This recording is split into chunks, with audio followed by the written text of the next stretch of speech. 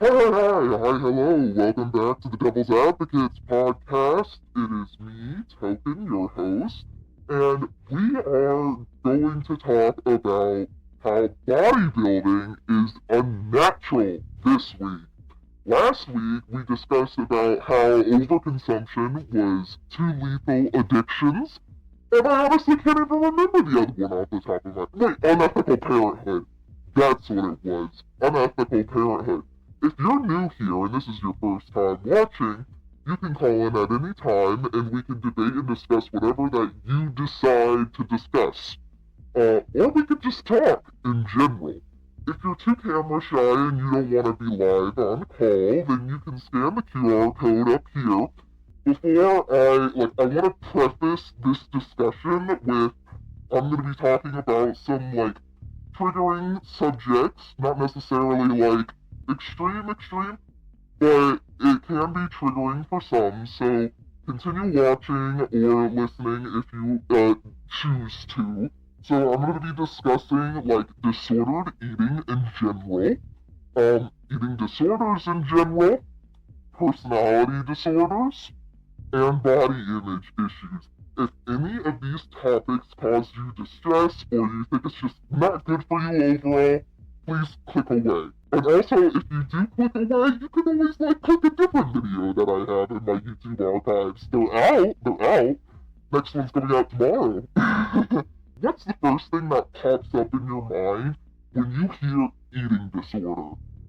At least for me, it usually was someone who was heavily emaciated or just very skinny. That was usually, the main way that eating disorders were perceived in the social eye, at least through my experience growing up. It's taken a bit for other eating disorders to come to light more than that. Bulimia or binge eating disorder. But I doubt when you think eating disorder, the first thing that comes up to your mind is a bodybuilder. When I say it's unnatural, I mean that in a different way than it being disordered. It's literally not in the nature of how human beings have evolved to be bodybuilders. That's just something that we've decided, hey, guys, we totally could have flying cars right now. But you know what we prioritize? I'm gonna lift a rock in the same room over and over and over and over again until I wanna pass out. Yes, that's what we've decided to use our higher cognitive abilities to do as a society. So, I have seen some people go into how they are just disordered, that these bodybuilding behaviors are disordered, or even a bodybuilder's experience detrusting? No, I can't even say it. Deconstructing, their experience with being a bodybuilder in the past and trying to have a healthier relationship with their food and just in general in life. But I haven't seen a video going into, is this even natural for how humans have evolved? I've seen several, videos on the internet of those fitness trainers where they're just oh yeah, do this routine, and then you're gonna get, that caveman bod, or you're gonna be oh, the caveman diet, or whatever, trying to emphasize the whole, I'm the most swole. Today's video, / stream, we're gonna go into what bodybuilding is, which I know you probably know what bodybuilding is, but I mean what definitions I'm using for it, because I don't think wanting to build muscle, in a healthy manner is unhealthy or unnatural. The very minimal benefits of it, because I like to provide context for both sides, generally, the perceived goals of bodybuilding. Whenever someone starts out, what do they want at the end of the day? Now I can't be in the mind of every single bodybuilder, though I'd love to be in Cusco's brain. Isn't that his name? Or who's the guy? I cannot remember his name, but he was from the Emperor's New Groove. He was like the big himbo. I'd love to be in his brain. I don't know if I'd be an angel or a devil. I know I'm the devil's advocate, but like I could play both sides. I'm friends with both. I'd just be on the top of his head, not the sides, the top. And then how exactly it is unnatural, and how it does more harm than good usually, unfortunately. And then we're gonna end it with healthier ways to exercise overall. I do want to say I am not a medical professional, so do not take this as a professional recommendation when it comes to your specific situation and like what exercise that you need at the end of the day. Because I'm not a health coach, nor am I a nutritionist. Let's get right into it. What is bodybuilding? What is it? Why are we here talking about it? What are the types that are actually unhealthy, and which types are unhealthy? What are you talking about, Togan? So, when I say bodybuilding is like unnatural, I'm not talking to people. I'm not talking about the people who have a healthy relationship with working out and their social lives, their work lives, their hobbies. Like, their lives are not compromised for the sake of frankly useless, quote-unquote, productivity in the gym. The people who are pushing themselves to the medical crisis, that's who I'm talking about. Those are the bodybuilders I am talking about. And I'm not saying this to, like, make men feel bad about themselves or anything like that, because I have my own healthy, like, the call's coming from inside the house. I've had my own, like, very unhealthy relationships with working out and getting buff myself. Buddy, you're trying to say that men's mental health matters, and then you're gonna get upset whenever I point out that you got an addiction with the gym, my guy.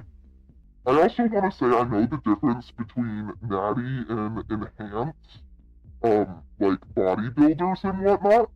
And if you don't know what that is, I know not everyone else does, and I know I bet there's gonna be some bodybuilder community, and I know. Actually, I don't know. But if you don't know what that is, the difference between a natty bodybuilder or an enhanced bodybuilder, one of them does not take steroids, and the other one does. An enhanced bodybuilder takes it. This is not me condoning anything of any sort. I am just informing that is generally what the difference is. And I still believe even natty or natural bodybuilders are pretty unnatural overall in comparison to how humans have evolved and just through the studies that I've, looked at. So, before I go into that level of how it is unnatural, I'm gonna go into the very minimal benefits that I could think of or find. Speaking of which, as I do in all of my videos, this is a research video, and every research video that I have, whenever the video on YouTube comes out, you can check the description for it for all the references that I'm going to reference throughout this video and stream, because I'm not just talking out of thin air. What are the benefits of being a bodybuilder? Well, depends what type of bodybuilder we're discussing, as per usual. But for the sake of the argument, we're gonna assume it's the one that, is really working out every single day in the gym, if not, like, 5 days a week. 5 to 6 days a week, 1 day rest day, 2 day rest days. That's the type we're gonna talk about for the sake of discussion today. The article that I'm gonna reference from the National Library of Medicine, I believe that's what it was. We're gonna find out in my notes later on, but I believe it was that. I will correct myself if I'm incorrect later on. But it focused on the evolution of human beings and how our physical movement has evolved with it, and what's good for the longevity of your lifespan. And in this, that I could find, the main thing discussed is that you reach your physical peak that your body can exert possible out of becoming a bodybuilder, just to see what you can do. If you are gonna do it, I don't see the point in shortening your lifespan for the sake of getting swole if you're not gonna go to the Olympics. Even though you can reach the peak of physique of, like, a human possibly can, you still risk, like, having life-altering injuries or getting a cardiac arrest. Much more, wow, why am I totally the ball, I'm fumbling it, oh my gosh, okay, there we go. You're at a higher risk of, like, cardiovascular struggles just because you work out so excessively. Okay, I know I've mentioned Fleabag on here once before, but I'm gonna do it again, because there's a scene in Fleabag. They're in this giant auditorium, and this woman's at the speaker, she's at the podium, she's just like, alright, everyone, how many of you would trade 5 years of your body for the so-called, not 5 years of your body, 5 years of your life, for the so-called perfect women's body? And then cut to Fleabag and her sister putting her hands up, and she's like, I think we're bad feminists! You wanna know what the male equivalent of that is? Bodybuilding! Get to the point, Token! How is bodybuilding unnatural? And how does it do more harm than good? As I was saying before, I'm quoting a research article primarily focusing on how much exercise that an individual does per week and in relation to their lifespan and their longevity far down the road.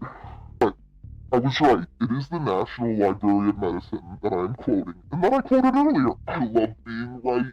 Makes me so happy. But anyways, focused on the training strategies to optimize cardiovascular durability and life expectancy.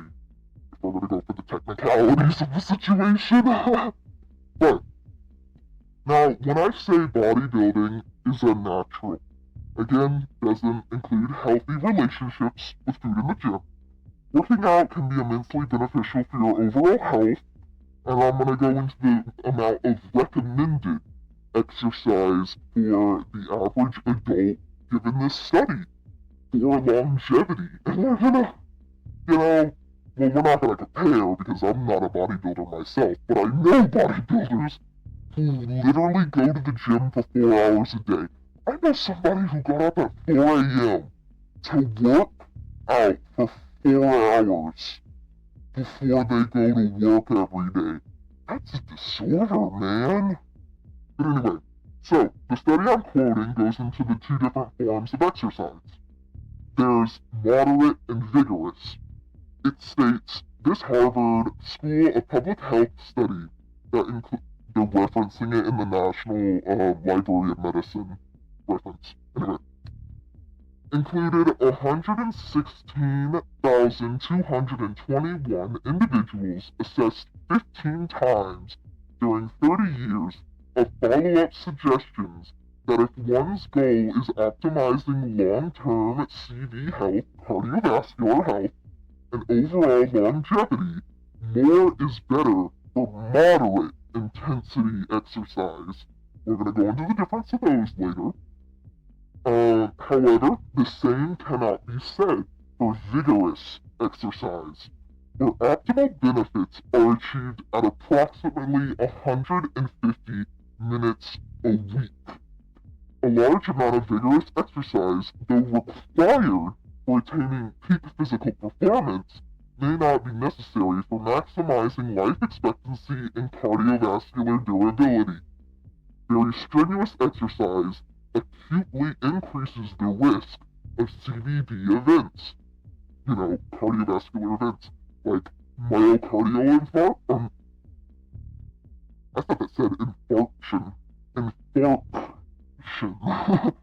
Sudden cardiac arrest, particularly for individuals who are in midlife and beyond. Admittedly, these catastrophic CVD events are very rare, but more common issues such as orthopedic injuries and overtraining issues may exert individuals to curtail or abandon excessively strenuous exercise regimens. So, while you may be trying to obtain peak physical strength, you literally could be, shortening your life. What is it not humanity if our hubris killing us?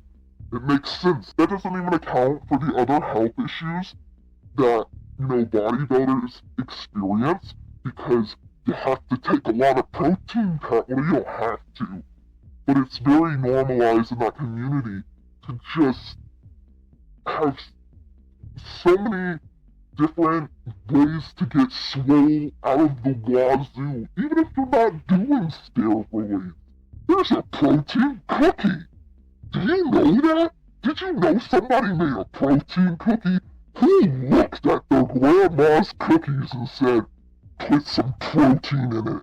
What are you talking about? I'd rather eat a butterfly alive than eat a protein cookie. Those are supposed to be sweet and remind you of home, not sweating for 4 hours in a gym with a guy named Michael. So according to the FDA, with these bodybuilding products, some of the things that they can experience just from these are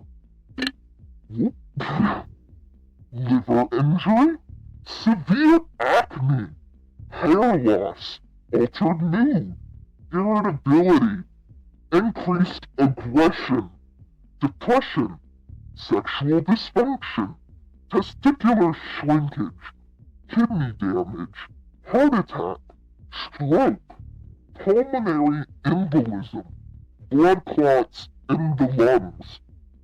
That's what that is. Deep vein thrombosis, blood clots that occur in veins deep in the body. So much for getting a girlfriend if you're acne-ridden with no hair because you wanted to be buff and die earlier. That kind of defeats the whole purpose. Like I said before, it's not even in natural human behavior to do it. Like I said before, I've seen a lot of the caveman diet or the caveman workout routine. That would have never worked back in the day. Back in my day when I was in the caves.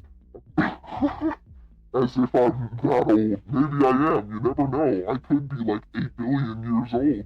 That's more than the universe has existed, who knows? Imagine if you went back in time to the caveman days, and you were in the cave with your buddy, and you see a deer. It's been weeks since you've seen a deer. You make eye contact with it. You look back to your buddy. You go, unga bunga, deer, hunt now.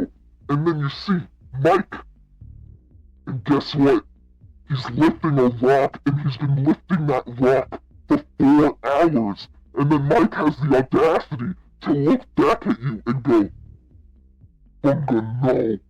I lift rock, hunt later. And then your food goes missing, and then you die the next week. That's why they didn't do that when they were, in the caves. Because you need to eat. You need to not be focused on picking up a rock for 4 hours. Because that's ridiculous. And frankly, a bit narcissistic. Just a wee bit. But I do truly believe if your whole, caveman group was relying on you for survival, and they were like, hey, we need you to tap in, man, pass the baton, and we need to go and kill this deer, and you sit there and you say, I need to lift this rock for 4 more hours, you get that deer yourself. That's a bit narcissistic, my guy. Even the study discusses this. They don't have the whole, thought process of, killing Bambi, but they do discuss how humans used to behave previously. Throughout the last 3 million years of hominin evolution, our ancestors' existence necessitated a very physically active lifestyle. Adults would usually accumulate 14,000 to 15,000 steps a day, mostly in the form of walking, 3 to 8 miles, often carrying objects such as wood, food, water, and children. Hunter-gatherer humans' daily subsistence required large amounts of MPA, moderate physical activity, as mentioned previously, with smaller doses of intersped VPA. This is the activity pattern for which we remain genetically adapted. Let's make a note of that. This pattern of high levels of moderate physical activity is genetically better for us, still to this day. And yet, whenever we think of peak human physique, we think, oh yes, we must be in gym 5 days a week, lift rock 4 hours. This evolutionary template would seem to be a logical guide to structuring an ideal activity pattern for promoting optimum health and longevity. Which, I do want to note, you can't do it now, you can't see it, because the video hasn't come out, the podcast hasn't come out, and we're on stream currently, which when you're watching this, it's not going to be on stream. So hi podcast and hi YouTube. I want to note that I've added a Briticana reference to the description of the YouTube whenever I post it. I also add it in my Spotify descriptions of the podcast as well. But I attached a Briticana reference just for like a general vibe of like, oh, this is kind of what they looked like back in the day, like cavemen. And guess what? They don't look like they're 300 pounds of pure muscle. Because that's not what we evolved to look like. This is all... imagine going up to a bodybuilder, like you're an Arnold Schwarzenegger, I can't even say it, Arnold Schwarzenegger contest, and they're just flexing, whatever, and you look at them, and then they're just like, and then you look at them and you're like, that was completely optional, by the way, look at this. And then just show them what cavemen back in the day looked like instead. The whole, like, it's kind of abnormal to keep picking up a rock for so long, continuously. When I talk about this section, I'm not trying to say every bodybuilder is like this or that this is for all bodybuilders.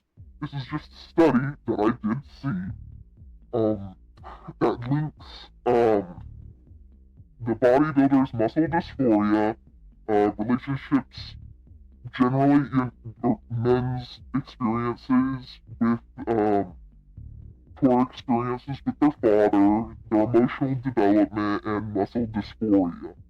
All of those things.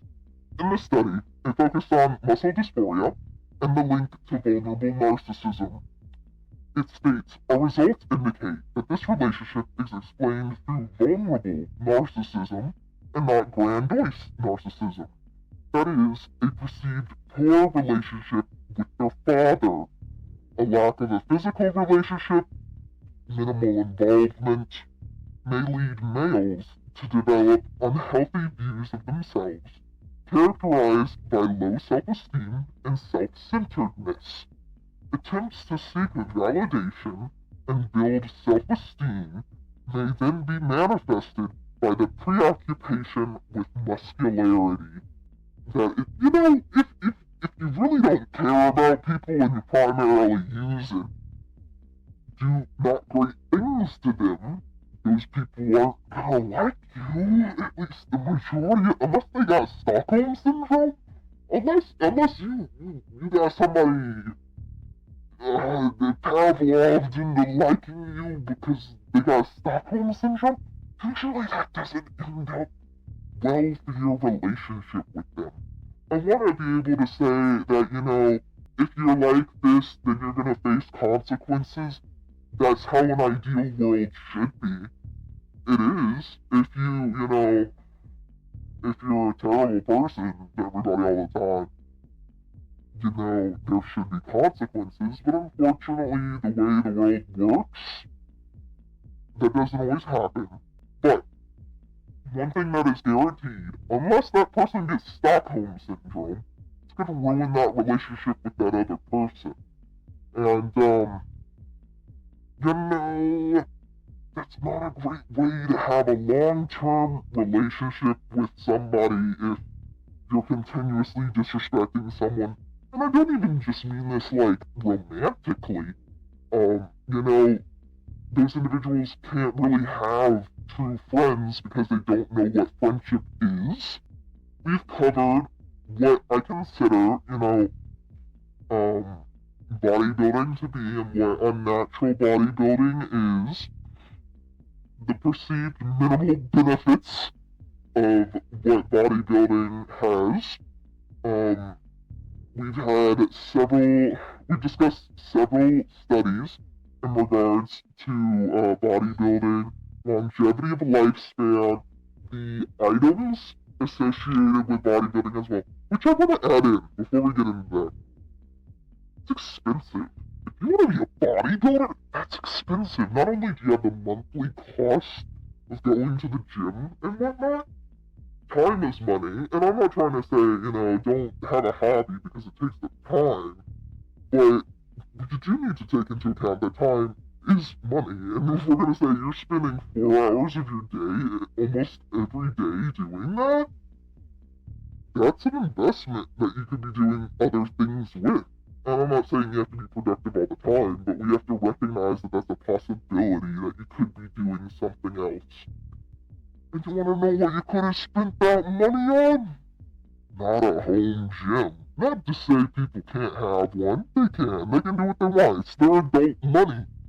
I don't think it's great to spend over, like, $5,000 to shorten your life. You know? Like, I hear you, Token. There's no benefit that would be good for me long-term to bodybuilding other than, you know, I'm gonna look like a Greek god. You know, but I'll die earlier. I get it. You talked my ear off regarding it. What do I do now? Number one, again, I'm not a professional or a health coach. As I was discussing earlier from that research article that I was saying, it stated that the maximum amount of health benefits to extend one's life with exercise would be reached with 150 minutes of vigorous exercise a week.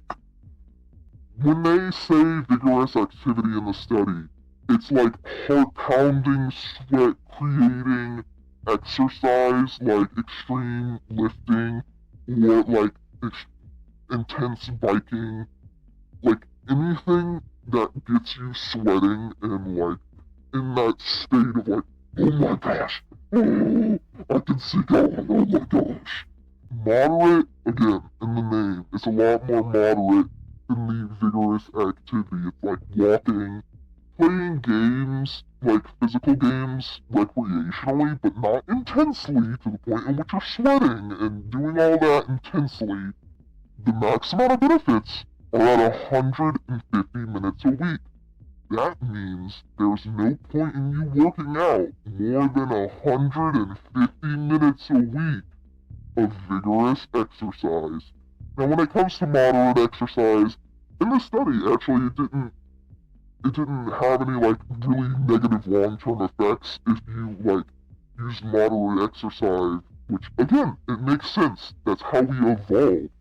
We evolved to outwalk, outrun, outdo those things. Extensive, vigorous exercise past 150 minutes could actually shorten your lifespan or cause other physical health problems down the line that you wouldn't have had regularly had you not exercised to that extensive amount.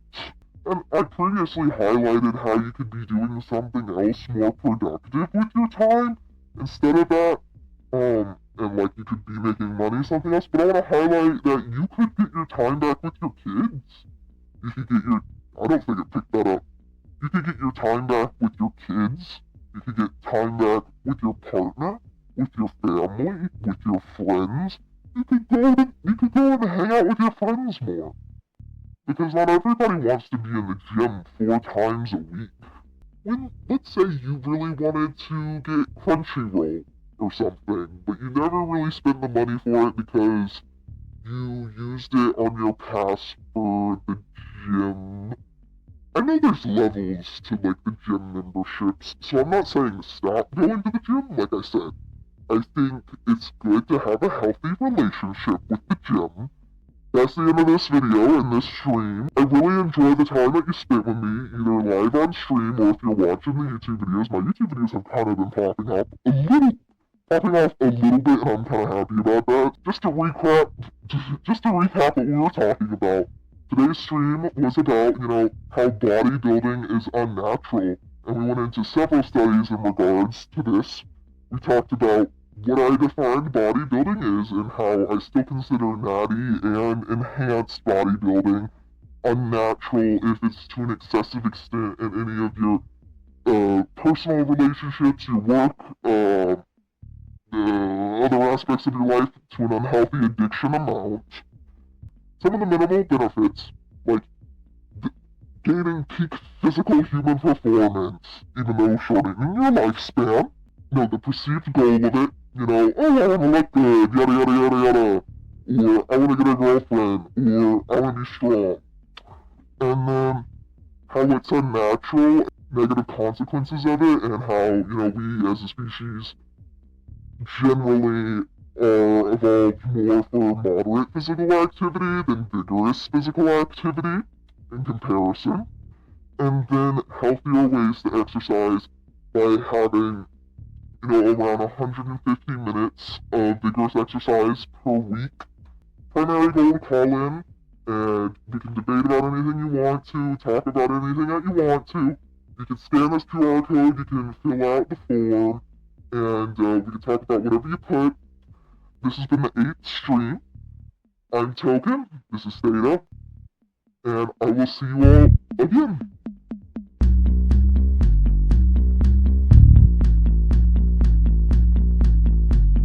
Today in this purgatory phase call in to create my number awaits.